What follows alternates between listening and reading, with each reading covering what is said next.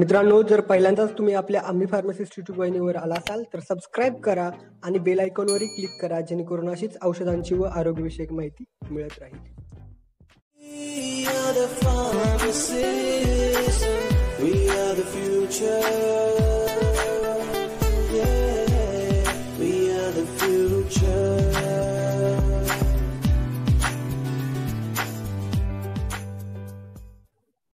मित्रांनो, काही दिवसांपूर्वीच औषध निर्माणशास्त्र पदविका अर्थात डिप्लोमा इन फार्मसीची प्रवेश प्रक्रिया आहे ती सुरू झालेली आहे आणि बी फार्मची प्रवेश प्रक्रिया सुरू होणं अजून बाकी आहे. आणि काही दिवसांपूर्वीच बातमी आली होती की महाराष्ट्रामध्ये डी फार्मच्या प्रवेश प्रक्रियेसाठी 25,000 जागा आहेत, तर जवळपास तब्बल 75,000हून अधिक अर्ज आले होते. तर इतक्या मोठ्या प्रमाणावर फार्मसीकडे विद्यार्थ्यांचा जो वाढता कल आहे, त्याशिवाय या क्षेत्रामध्ये भविष्यात करिअरच्या कोणत्या संधी असतील याच विषयावरती मार्गदर्शन करण्यासाठी आज आपल्यासोबत असणार आहेत डॉक्टर संजय कुमार बारी सर. तर सर, तुमचं स्वागत आहे आपल्या आम्ही फार्मासिस्ट यूट्यूब वाहिनीवर. तर सरांकडून मार्गदर्शन घ्यायला सुरू करण्यापूर्वी आपण सुरुवातीला सरांची थोडक्यात ओळख करून घेऊया. तर डॉक्टर संजय कुमार बारी सर हे सध्या HR Patel institute of pharmaceutical education and science या ठिकाणी प्रिन्सिपल म्हणून कार्यरत आहेत. सरांना एकूण 25 वर्षांहून अधिकचा अकॅडमिक्स मध्ये अनुभव आहे. सरांचं जे बी फार्म आहे ते government college of pharmacy Karad या ठिकाणी 1994 साली पूर्ण झालं. तर एम फार्म आहे ते स्पेशलायझेशन 1996 साली मेडिसिनल अँड फार्मास्युटिकल केमिस्ट्रीमध्ये पूर्ण झालेलं आहे. 2006 साली सरांना PhD प्राप्त झालेली आहे. याशिवाय सांगायचं झालं तर सरांना रिसर्च ऍक्टिव्हिटीमध्ये खूप मोठ्या प्रमाणावरती अनुभव आहे. आतापर्यंत सरांनी 12हून अधिक विद्यार्थ्यांना PhD साठी गाईड केलेलं आहे, तर जवळपास 72हून अधिक विद्यार्थ्यांना एम फार्म साठी गाईड केलेलं आहे. आतापर्यंत 175हून अधिक रिसर्च पेपर सरांचे पब्लिश झालेले आहेत, तर जवळपास 6हून अधिक पेटंट त्यांनी फाईल केलेले आहेत. फार्मसी रिलेटेड सरांचे 14हून अधिक बुक पब्लिश झालेले आहेत. सरांचे ज्या अचिव्हमेंट आहेत किंवा हे सरांचे जे अचिव्हमेंट आहेत ते त्यांच्या विद्यार्थी दशेपासूनच मिळत आहेत. त्यांनी विद्यार्थी दशेत 11वी पासून ते बी फार्म पर्यंत त्यांना नॅशनल मेरिट स्कॉलरशिप मिळालेली आहे. असं एक प्रगल्भ व्यक्तिमत्व आज आपल्याला या विषयावर मार्गदर्शन करण्यासाठी लाभलेले आहेत. तर मी सरांचं पुन्हा एकदा आपल्या आम्ही फार्मसिस्ट यूट्यूब वाहिनीवरती स्वागत करतो. धन्यवाद आशिष. मला धन्यवाद यासाठी द्यायचं की आम्ही फार्मसिस्ट ही युट्यूब वाहिनी जी सुरू केलेली आहे, मराठीमधून फार्मसी करिअर, प्रवेश प्रक्रिया, औषधी आरोग्यविषयक माहिती देणारी पहिली युट्यूब वाहिनी, याबद्दल खरंच तुमच्या टीमचं सर्वांचं अभिनंदन.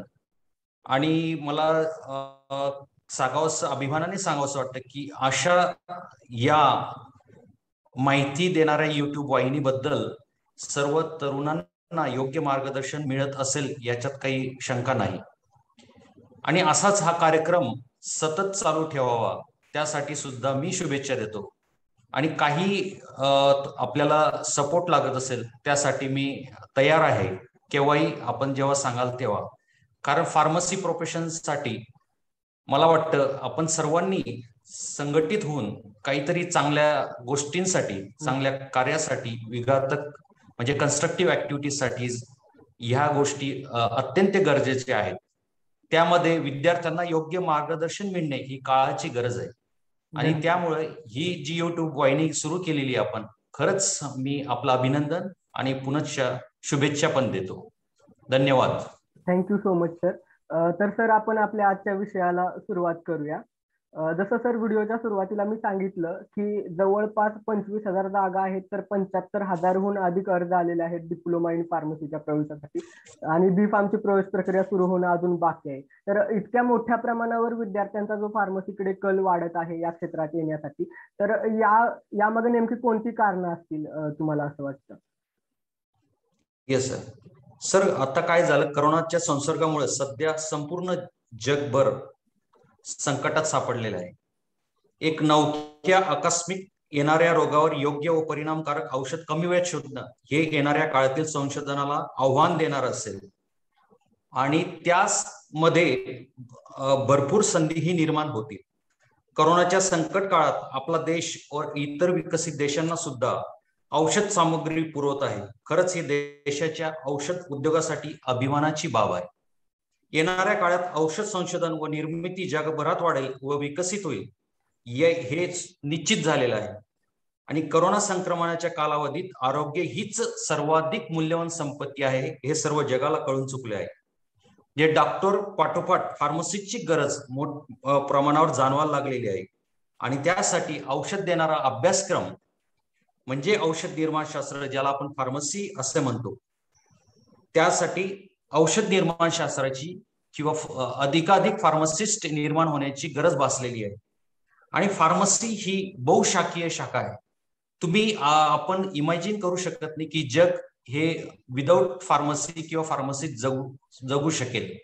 हे अशक्य गोष्ट आहे. या बहुशाखीय शाखेमध्ये जेव्हा आपण डिप्लोमा फार्मसी किंवा बी फार्मसी करत असताना वैद्यकशास्त्रातली ओळख, नंतर शरीरशास्त्राची, सूक्ष्मजीवशास्त्र, औषधी, इम्युनॉलॉजी, रसायनशास्त्र, ऑर्गॅनिक केमिस्ट्री, मेडिसिनल केमिस्ट्री इत्यादी महत्वाचे विषय सुद्धा आहेत.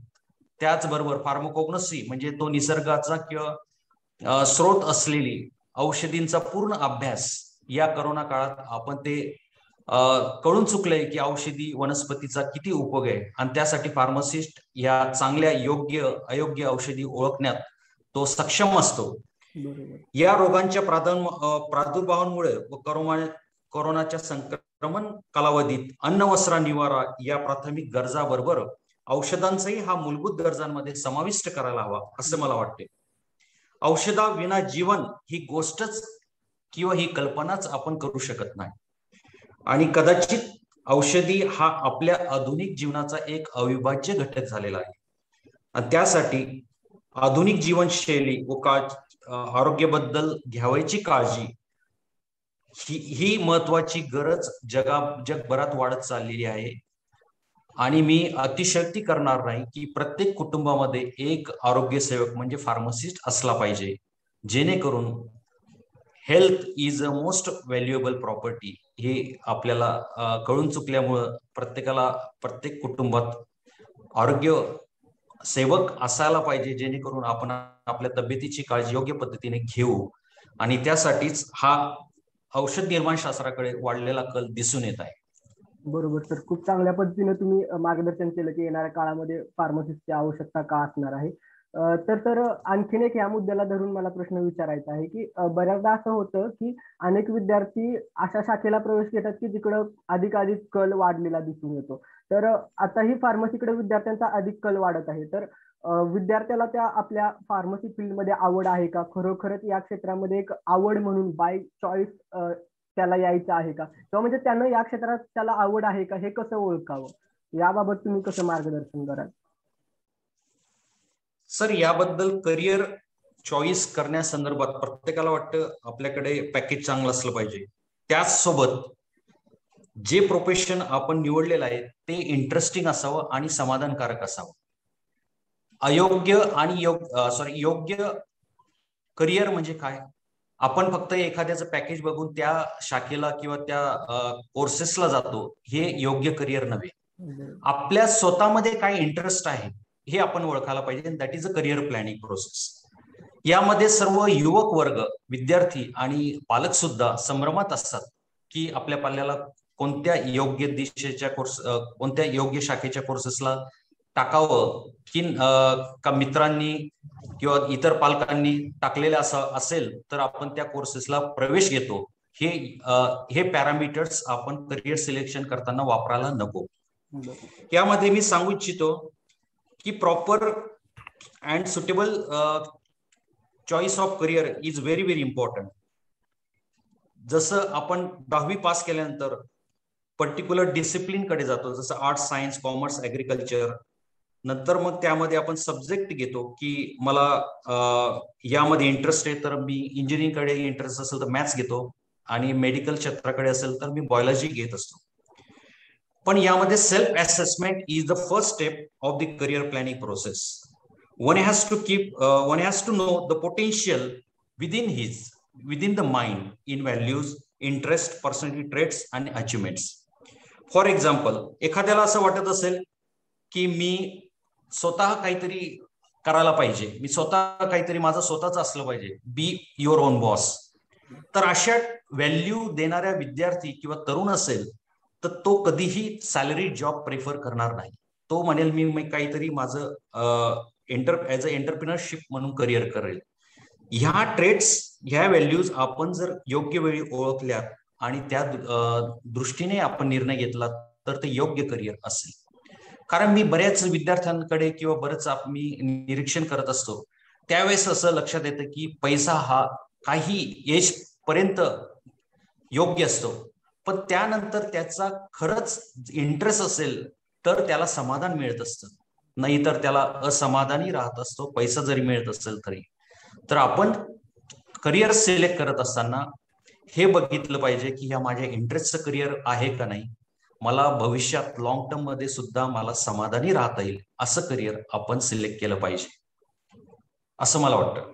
खूप चांगल्या पद्धतीने मार्गदर्शन केलं सर, की कशा पद्धतीने आपण करिअर निवडलं पाहिजे, म्हणजे कोणत्या शाखेत जायचं आणि करिअर असं असायला हवं जे तुम्हाला समाधान देईल.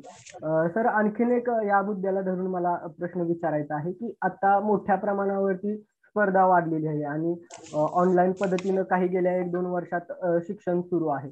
तर या सगळ्या गोष्टींचा पुढे येणाऱ्या काळात करिअरवरती मोठ्या प्रमाणावर परिणाम होणार आहे. तर ह्या वाढलेल्या स्पर्धेचा विचार करता जे हायर एज्युकेशन आहे, म्हणजे एखाद्या विद्यार्थ्याचा जर डिप्लोमा D.Pharm झाला असेल तर त्यानंतर B.Pharmला प्रवेश घेतात किंवा मग B.Pharm झालेले विद्यार्थी M.Pharm साठी जातात. तर येणाऱ्या काळामध्ये जे हायर एज्युकेशनचं महत्व वाढणार आहे, याबाबत तुम्ही कशा पद्धतीने विद्यार्थ्यांना गाईड कराल? येस, शिक्षण घेणे ही निरंतर प्रक्रिया आहे. आपण जर बघितलं मागच्या काळामध्ये की इलिजिबिलिटी आता काय होतंय नेमकं, की जेव्हा फार्मासिस्ट आता नेमकी एक परीक्षा होती, ती काही कारणामुळे रद्द झाली, आरोग्य सेवक म्हणून परीक्षा होती. त्या परीक्षेसाठी, त्या पदासाठी फक्त इलिजिबिलिटी B.Pharm होती, पण भरपूर M.Pharm आणि PhD असलेल्या हायली क्वालिफाईड लोकांनी सुद्धा त्यासाठी त्या परीक्षेसाठी अर्ज केलेले होते. म्हणजे आपल्याला यावरून लक्षात येतं की जी इलिजिबिलिटी क्रायटेरिया असेल, मिनिमम क्वालिफिकेशन असेल, त्यापेक्षा उच्च शिक्षण घेणारे जर तरुण त्या पदासाठी अर्ज करत आहे तर निश्चितच आपल्याला काळासोबत चालायला हवं. त्यासाठी आपण हायर एज्युकेशन घेणं अत्यंत गरजेचं आहे. आणि कारण जेव्हा आपण बघितलं असेल तर वेगाने प्रगती चालू असेल, जगात चालू घडामोडी आणि टेक्नॉलॉजी टेक्नॉलॉजी दिवसेंदिवस बदलत आहे. आपण सुद्धा त्यासाठी अपडेट आपल्या क्वालिफिकेशन मध्ये करायलाच हवं. जर केलं नाही तर आपण येणाऱ्या काळात आपला टिकाव लागणार नाही, आपण त्या स्पर्धेच्या बाहेर निघून जाऊ आणि त्यासाठी उच्च शिक्षण घ्यायलाच हवं असं माझं मत आहे. धन्यवाद सर. आणखीन एक मुद्दा आहे, तो म्हणजे जे विद्यार्थी जस्ट नुकतेच 12वी पास झालेले असतात तर त्यांना डिप्लोमा करायचं की B.Pharm या गोष्टीमध्ये बऱ्याचदा कन्फ्युजन असतं त्यांना. त्याशिवाय आता सध्या सीईटीची परीक्षा जस्ट झालेली आहे, काही ठिकाणी सीईटीची परीक्षा होणं बाकी आहे. सध्या पुराची परिस्थिती आहे महाराष्ट्रामध्ये, त्यामुळे देखील समस्या सुरू आहेत. तर विद्यार्थी कन्फ्युज असतात, D.Pharm करू की B.Pharm करू. तर त्या विद्यार्थ्यांना तुम्ही काय मार्गदर्शन कराल तुमचा अनुभव बघता? मला असं वाटतं विद्यार्थ्यांनी सुरुवातीलाच ठरवायचं की मला डिप्लोमा फार्मसी करायचं का B.Pharmacy करायचं.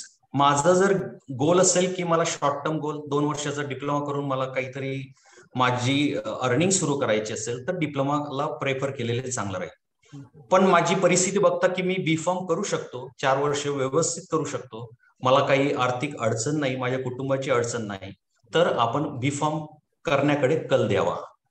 बऱ्याच वेळेस काय होतं, काही जणांची आर्थिक कंडिशन असते, पण त्यामध्येही मी अजून एक उपाय सांगतो. आपण फक्त आर्थिक परिस्थितीचं कारण देऊन आपण शिक्षण घेऊ नये असं मी म्हणणार नाही. आता एज्युकेशन लोन ही सुद्धा सुविधा उपलब्ध झालेली आहे. म्हणजे पालकांना असं वाटतं की माझ्याकडे पैसे नाहीत, मग मी कशाला हे करू. अशा बरेच वेळेस, म्हणजे फक्त फार्मसीमध्येच नाही, इतर कोर्सेसला सुद्धा अशी आर्थिक अडचण असते, कारण आपल्याकडे मध्यमवर्गीय हा वर्ग जास्त प्रमाणात आहे. तर ज्याला वाटतं की मला डिप्लोमा नंतर माझं हे गोल आहे, मला फार्मासिस्ट ऍज अ शॉप म्हणून ओपन करायचं आहे किंवा मेडिकल रिप्रेझेंटेटिव्ह किंवा जे काय असेल ते, असं जर गोल असेल तर त्यांनी डिप्लोमाकडे वळायचं. ज्यांना असं वाटतं की मी लोन घेऊन, काही आर्थिक परिस्थिती असेल तरी माझं सर्व मॅनेज होणार आहे, त्यांनी डिग्री घेऊन, म्हणजे मनुष्य आपल्या उच्च ध्येय जर गाठायचं असेल तर तुम्हाला एज्युकेशन उच्च प्रमाणात घ्यावं लागेल. यामध्येही अनलिमिटेड ग्रोथ आहे डिप्लोमा झाल्यानंतरही. हे इंडिव्हिज्युअल कॅन्डिडेट तो कसा स्वतःला एक्सप्लोर करतो हे सुद्धा महत्वाचं आहे. त्यानुसार या गोष्टीनुसार आपण निर्णय घ्यावा, हे माझं वैयक्तिक मत आहे. आता काय होतं, बऱ्याच वेळेस शिक्षण घ्यायचंय, पालक म्हणतायत म्हणून शिक्षण घ्यायचंय, आपल्याला स्वतःला आवड असली पाहिजे. मी तर म्हणतो ज्याला शिक्षण घ्यायचंय त्याने खरंच ही काळाची गरज झालेली आहे, मनापासून शिक्षण घेतलं पाहिजे. उगाच पालकांचे किंवा जे काही असेल आर्थिक त्यांचं कुठलंही नुकसान होणार नाही अशी विद्यार्थ्यांनी काळजी घ्यायला पाहिजे. जाणीवेने अभ्यास केला पाहिजे, जाणीवेने तो कोर्स कम्प्लीट ग्रॅप. म्हणजे आपण म्हणतो की आता येणाऱ्या भविष्यकाळात फक्त डिग्रीला महत्व राहणार नाही, तुमच्याकडे काय वेगळं आहे याला जास्त महत्व असणार आहे. आणि म्हणून कॉलेज सिलेक्ट करताना सुद्धा आपण तसंच बघितलं पाहिजे की ह्या कॉलेजला वेगळं काय देतात. डिग्री देणारे भरपूर कॉलेजेस आहेत. जसं तुम्ही सांगितलं की पदविका फार्मसीचे आज महाराष्ट्रामध्ये 460 कॉलेज झालेले आहेत आणि टोटल अप्रॉक्सिमेटली डीम युनिव्हर्सिटी चे कॉलेजेस पकडून धरून तरी 28,000 जागा आहेत डिप्लोमा फार्मसीच्या महाराष्ट्रात फक्त. आणि डिग्रीच्या अप्रॉक्सिमेटली अंदाजे 30,000 जागा आहेत. तर एवढ्या जागा उपलब्ध असताना आपण right course, right college selection करणं ही काळाची गरज आहे. त्यासाठी थोडासा आर्थिक भार जरी उचलावा लागला तरी हरकत नाही, पण योग्य शिक्षण घेतलेलं केव्हाही चांगलं. बरोबर सर, ह्याच मुद्द्याला धरून पुढचा प्रश्न आहे की नेमकं कॉलेज, आता तुम्ही सांगितलं की एवढे सगळे कॉलेज आहेत, त्यातून चांगलं कॉलेज निवडणं गरजेचं आहे. तर नेमकं कोणकोणते निकष लावावे लागतील की एखादं कॉलेज चांगलं आहे का? म्हणजे जसं प्लेसमेंट किंवा इतर कुठल्या मुद्द्यांचा विचार करावा लागेल? हो, हा फार चांगला प्रश्न विचारलेला आहे. कारण यामध्ये विद्यार्थी आणि पालक संभ्रमात असतात. त्यानंतर कोणी IQ माहिती जी दिलेली असते पालक किंवा विद्यार्थ्याला, तो त्या IQ माहितीवरच तो ऍडमिशन प्रवेश घेत असतो. पण आपण एज्युकेटेड आहात, आपण आपला म्हणजे त्याला म्हणतो लिटरसी वाढत आहे, तर आपण डोळसपणे या काही पॅरामीटर्सकडे महाविद्यालय निवडताना ह्या गोष्टीचा विचार करूनच त्या महाविद्यालयाला ऍडमिशन किंवा प्रवेश घ्यावा. त्यामध्ये महाविद्यालय निवडताना मागच्या वर्षी त्यांचं कट ऑफ मार्क्स किती होते हे बघितलं पाहिजे. आपल्याकडे वेबसाईट आहेत, सर्व काही अवेलेबल ऑनलाईन आहेत. म्हणजे तो विद्यार्थी किंवा पालक जो कोणी असेल ते व्यवस्थित बघून की कट ऑफ मार्क्स या कॉलेजचे मागच्या वर्षी कितीपर्यंत मेरिट गेलेलं आहे, म्हणजे यावरून अंदाज येईल की ह्या कॉलेजची ग्रोथ, म्हणजे हे कॉलेज कसं आहे त्यावरून लक्षात येईल. त्यानंतर हे सुद्धा बघितलं पाहिजे, स्वतः व्हिजिट केली पाहिजे, स्वतः प्रत्यक्ष व्हिजिट त्या कॉलेजला दिली पाहिजे. काही वेळेस काय होतं की आपण परस्पर आता ऑनलाईन झाल्यामुळे बऱ्याच वेळेस कॉलेजला जाणंही टाळतो. त्यामुळे कॉलेजची खरी माहिती त्या विद्यार्थ्यांना किंवा त्या पालकांना कळत नाही आणि न चुकून किंवा चुकून त्या कॉलेजला ऍडमिशन घेतले जाते आणि नंतर ते पश्चाताप करतात. बऱ्याच वेळेस कॅन्सलेशनसाठी असे पण मी अनुभवलेले आहेत. त्या बेसवर महाविद्यालयाचं शैक्षणिक वातावरण कसं आहे हे आपण प्रत्यक्ष भेटीत आपल्याला दिसून येईल. त्यानंतर विद्यार्थी प्राध्यापक प्रमाण किती आहेत, बऱ्याच वेळेस विद्यार्थी आहेत पण प्राध्यापक नाहीत, असे प्रकार बऱ्याच कॉलेजला होत आहेत.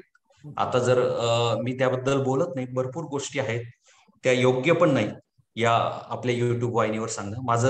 माझं काम आहे योग्य मार्गदर्शन करायचं.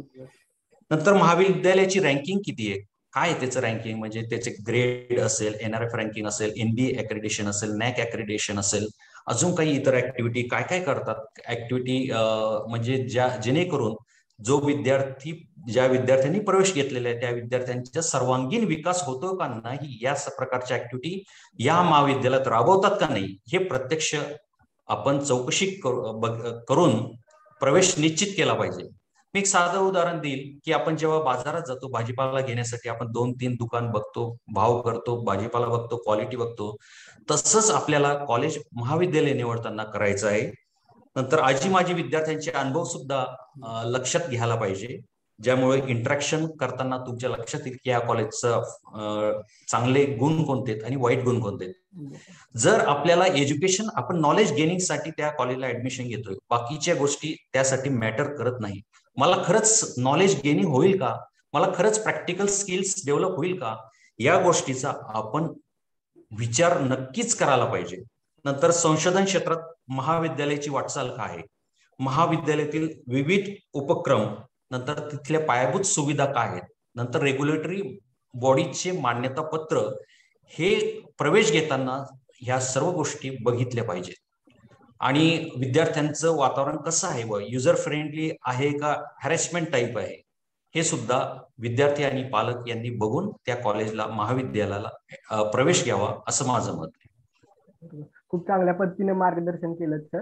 आणखीन एक मुद्दा धन्यवाद. आहे, जसं मगाशी मी सांगितलं की मागील 1-2 वर्षापासून कोरोनाच्या परिस्थितीमुळे ऑनलाईन पद्धतीनं शिक्षण सुरू आहे आणि त्याशिवाय आता येणाऱ्या काळात आपल्याला माहित नाही परिस्थिती कशी राहील भविष्यात. तर जर ही अशीच ऑनलाईन पद्धतीनं शिक्षणाची पद्धत राहिली तर विद्यार्थ्यांना तुम्ही भावी फार्मसिस्ट जे होणार आहेत त्यांना कशा पद्धतीने मार्गदर्शन कराल, की त्यांनी कशा पद्धतीने अभ्यास करायला हवं, स्वतःमध्ये कोणते स्किल डेव्हलप करायला पाहिजे, या गोष्टीवर थोडं मार्गदर्शन करा. आता करोना काळात काय झालं, ऑनलाईन एज्युकेशन सिस्टीम आपण अडॉप्ट केली, कारण आपल्या जो पर्याय नसल्यामुळं त्या सिस्टीमला जाणं गरजेचं होतं. त्यामध्ये मला असं वाटतं, कारण बऱ्याच ऑनलाईन या 1.5 ते 2 वर्षामध्ये त्यांचे प्रॅक्टिकल स्किल्स डेव्हलप झाले नाही, कारण प्रत्यक्ष लॅबमध्ये येऊन प्रॅक्टिकल करणे वेगळं आणि व्हर्च्युअली प्रॅक्टिकल करणे वेगळं, यात फार फरक आहे. Online education system complete option नाही, कम्प्लीट सबस्टिट्यूशन्स नाही. ज्यावेळेस करोना काळामध्ये म्हणजे गरजेचं होतं त्यावेळेस ठीक होतं, पण काही आता प्रॅक्टिकल स्किल्स जर डेव्हलप करायचे असेल तर आपल्याला ऑफलाईन एज्युकेशन सिस्टीमच हवी. जर आपल्याला एखादी रिॲक्शन करायची असेल तर ती रिॲक्शन व्हर्च्युअली करून चालणार नाही. ज्यावेळेस आपण इंडस्ट्रीमध्ये जाणार त्यावेळेस आपल्याकडे काय स्किल आहे, तरच इंडस्ट्री आपल्याला प्रोडक्शन, फॉर एक्झाम्पल प्रोडक्शन डिपार्टमेंटमध्ये तर तुम्हाला टॅबलेट बनवली की नाही, कॅप्सूल बनवली की नाही, त्याच्या वेगवेगळ्या इव्हॅल्युएशन पॅरामीटर्स काय आहेत, हे जर तुम्ही प्रॅक्टिकली केलेलं नसेल तर तो इंडस्ट्रीमध्ये करू शकत नाही. आणि ती इंडस्ट्री, फार्मास्युटिकल इंडस्ट्री कंपनी सुद्धा आपल्याला संधी देणार नाही. त्यासाठी ज्यावेळेस इंटरव्ह्यूज घेतात त्यावेळेस ते प्रॅक्टिकल स्किल्सवरच बरेचसे क्वेश्चन विचारले जातात. आणि आपल्याला कम्युनिकेशन स्किल म्हणजे आपल्याला बोलता येतं की नाही, म्हणजे आपण जर केलेलं असेल प्रॅक्टिकल तर त्यावेळेसच आपण बोलू शकू. जर केलेलं नसेल तर ते म्हणजे कसं विदाऊट प्रॅक्टिकल्स बोलणं म्हणजे योग्य राहत नाही, त्यात तेवढा कॉन्फिडन्स दिसत नाही. त्यासाठी ऑफलाईन एज्युकेशन सिस्टीम आपल्या म्हणजे फार्मसी कोर्ससाठी तरी आवश्यक आहे. बरोबर, प्रॅक्टिकल नॉलेज खूपच महत्वाचं आहे आणि आपण आशा करूया की लवकरच कॉलेजेस सुरू होतील ऑफलाईन पद्धतीनं. आणखीन एक सर आता शेवटचा प्रश्न आहे की जे नवीन फार्मसिस्ट आता होणार आहेत येणाऱ्या काळामध्ये किंवा ज्या सध्या कार्यरत फार्मसिस्ट आहेत, या सर्वांना तुम्ही कशा पद्धतीनं मार्गदर्शन कराल की त्यांनी या कोरोनाच्या काळामध्ये कशा पद्धतीनं काम करायला हवं, किंवा आपल्या फार्मसी प्रोफेशन बद्दल समाजामध्ये जनजागृती एक मोठ्या प्रमाणावर होण्यासाठी त्यांनी कशा पद्धतीनं काम करायला हवं, या दृष्टीने कसं मार्गदर्शन कराल? येणारा जो फार्मासिस्ट असेल, भविष्यातील फार्मासिस्ट असेल, मी जसं सांगितलं मगाशी की फक्त आपल्याला डिग्री घेऊन उपयोग नाही, आपल्याला कॉम्पिटन्स, नॉलेज आणि स्किल असणं ही काळाची गरज असणार आहे. जर ते नसेल तर आपण या रेसमधून बाहेर जाऊ याची जाणीव आपल्या या येणाऱ्या भविष्यातील फार्मासिस्टला असणं गरजेचं आहे. एखादी औषध असेल, समजा ऍस्पिरिन असेल, तर त्याचे परिणाम काय आहेत, ऍडव्हर्स इफेक्ट काय आहेत, ह्या गोष्टी माहिती असणं आवश्यक आहे. आपण जसं म्हटलं की डॉक्टर पाठोपाठ फार्मसिस्टचा रोल आहे, तर खरंच त्या कॉम्पिटंट लेवलला आपण पोहोचलो पाहिजे. आपल्यात हे सर्व स्किल जे आहेत, सॉफ्ट स्किल्स म्हणा, पर्सनॅलिटी स्किल्स आपल्यामध्ये असले पाहिजेत. त्याशिवाय आपण समाजासाठी, कारण समाजाशी जेव्हा संबंध येतो किंवा आरोग्य सेवक म्हणून संबंध येतो त्यावेळेस आपण इतरांना कन्व्हिन्स करणे आणि त्यांचा आपल्यावर विश्वास बसणे ही फार गरजेची किंवा काळाची गरज आहे. आणि त्यामुळे यावर्षी वर्ल्ड फार्मसिस्ट डेचा जो थीम घेतलेला होता की trusted your health, pharmacist trusted your health, म्हणजे परस्पर विश्वास वाढवणे, संवर्धन करणे ही काळाची गरज भासणार आहे. फार्मसिस्टचा रोल हा फक्त मर्यादित राहिलेला नाही. फार्मसिस्टचा रोल इंडस्ट्रीमध्ये, क्लिनिकल फार्मसिस्टमध्ये, कम्युनिटी फार्मसिस्टमध्ये, पेशंट काउन्सिलिंग आहे, मेडिकल ट्रान्सक्रिप्शन आहे, फार्माको जर्नलिझम आहे, फार्मा ऍडव्हर्टाइजमेंट आहे, फार्मा डोमेन एक्सपर्ट आहे, आर्टिफिशियल इंटेलिजन्स आहे, इतर अनेक विविध प्रकारचं क्षेत्र फार्मसिस्टसाठी निर्माण झालेले आहेत. तर आपण त्या दृष्टीने सुद्धा अद्ययावत असणे गरजेचं आहे.